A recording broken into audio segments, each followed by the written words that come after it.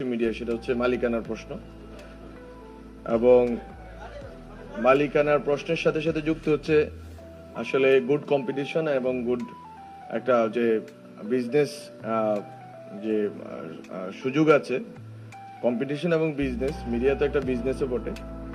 ওইটার জন্য আসলে কি ধরনের লিগাল অ্যান্ড আদার্স মেকানিজম আছে ওগুলোকে এক্সপ্লোর করা এবং ওগুলো আসলে কিভাবে বাস্তবায়ন হবে।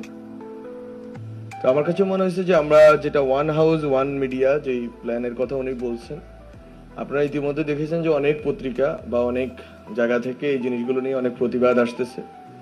বিভিন্ন শিল্পগোষ্ঠী বাংলাদেশে গত 15-16 বছর না শুধু এর আগে পরে মিলিয়ে অনেক মিডিয়া তৈরি করছে এবং একটা হাউজেরই বা একটা পরিবারেরই বা একটা শিল্পগোষ্ঠীরই দেখা যাচ্ছে 2, 3, 5, 6 করে পত্রিকা বা বিভিন্ন ধরনের মিডিয়া প্রতিষ্ঠান আছে।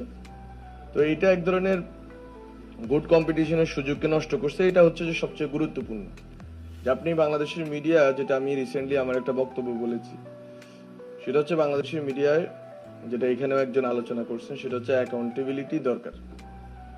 আপনার রেসপন্সিবিলিটি এন্ড অ্যাকাউন্টেবিলিটি ছাড়া, যেমন আমরা আজকে সরকারে আছি, আমরা জনগণের কাছে অ্যাকাউন্টেবল, রেসপন্সিবল, সবকিছু জবাব দিতে বাধ্য।